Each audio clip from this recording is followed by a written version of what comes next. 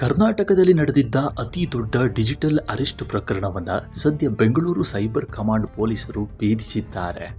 ರಾಜ್ಯದಲ್ಲೂ ಆಕ್ಟಿವ್ ಆಗಿದ್ದ ಉತ್ತರ ಭಾರತದ ಸೈಬರ್ ವಂಚಕರ ಜಾಲವನ್ನು ಪತ್ತೆ ಹಚ್ಚುವ ಮೂಲಕ 6 ಆರೋಪಿಗಳನ್ನು ಬಂಧಿಸಲಾಗಿದೆ. ಮುಂಬೈ ಮೂಲದ ಎ ಮಲ್ಲಿಕ್, ತಮಿಳುನಾಡು ಮೂಲದ ಶಿವಜ್ಞಾನಂ, ಗುಜರಾತ್ ಮೂಲದ ಪಾಲಕ್ ಬೈ ಪಟೇಲ್, ಮೊಹಮ್ಮದ್ ಹಮೀದ್ ಮತ್ತು ದೆಹಲಿ ಮೂಲದ ಓಂ ಪ್ರಕಾಶ್ ಸೇರಿದಂತೆ 6 ಆರೋಪಿಗಳನ್ನು ಬಂಧಿಸಲಾಗಿದ್ದು, ಆರೋಪಿಗಳಿಂದ 1,46,00,000 ರೂಪಾಯಿ ಹಣ ವಶಕ್ಕೆ ಪಡೆಯಲಾಗಿದೆ.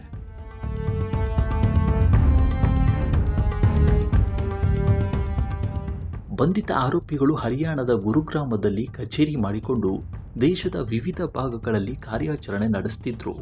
ವೃದ್ಧರು, ನಿವೃತ್ತ ಅಧಿಕಾರಿಗಳು ಮತ್ತು ಶ್ರೀಮಂತರನ್ನ ಟಾರ್ಗೆಟ್ ಮಾಡ್ತಿದ್ರು. ಇದೇ ರೀತಿ ದುಬೈನಲ್ಲಿ ಶಿಕ್ಷಕಿಯಾಗಿ ಕೆಲಸ ಮಾಡಿ ನಿವೃತ್ತಿಯಾಗಿದ್ದ ಬೆಂಗಳೂರಿನ ಶಿವಾಜಿನಗರ ನಿವಾಸಿ 74 ವರ್ಷದ ವೃದ್ಧೆ ಲಕ್ಷ್ಮೀ ರಾಮಮೂರ್ತಿ ಅವರನ್ನು ಗ್ಯಾಂಗ್ ಡಿಜಿಟಲ್ ಅರೆಸ್ಟ್ ಮಾಡಿದೆ. ಸಿಬಿಐ ಅಧಿಕಾರಿಗಳ ಸೋಗಿನಲ್ಲಿ ವೃದ್ಧೆಗೆ ವಿಡಿಯೋ ಕರೆ ಮಾಡಿದ ಗ್ಯಾಂಗ್, ಅಕ್ರಮ ಹಣ ವರ್ಗಾವಣೆ ಮಾಡಿದ್ದೀರಾ? ನಿಮ್ಮ ಬ್ಯಾಂಕ್ ಖಾತೆಯಲ್ಲಿನ ಹಣ, ಅಕೌಂಟ್ ಮನಿ ಲಾಂಡ್ರಿಂಗ್ಗೆ ಬಳಕೆಯಾಗಿದೆ.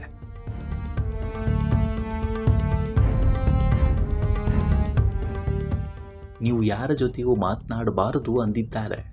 ಅಷ್ಟೇ ಅಲ್ಲದೆ ಎಲ್ಲ ಹಣವನ್ನು RTGS ಮೂಲಕ ವರ್ಗಾವಣೆ ಮಾಡಿಸಿಕೊಂಡಿದ್ದಾರೆ.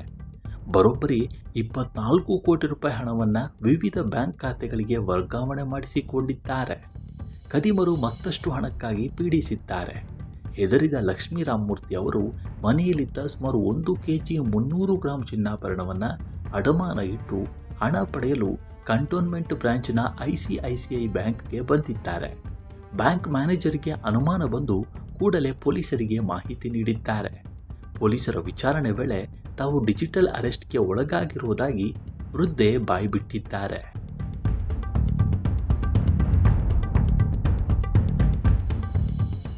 ಸೈಬರ್ ವಂಚಕರ ಖಾತೆಗೆ 23 ಖಾತೆಗಳಿಂದ ಹಣ ವರ್ಗಾವಣೆಯಾಗಿದೆ. ಸಂತ್ರಸ್ತರ ಬಗ್ಗೆ ಮಾಹಿತಿ ಕಲೆ ಹಾಕಿದ್ದಾರೆ.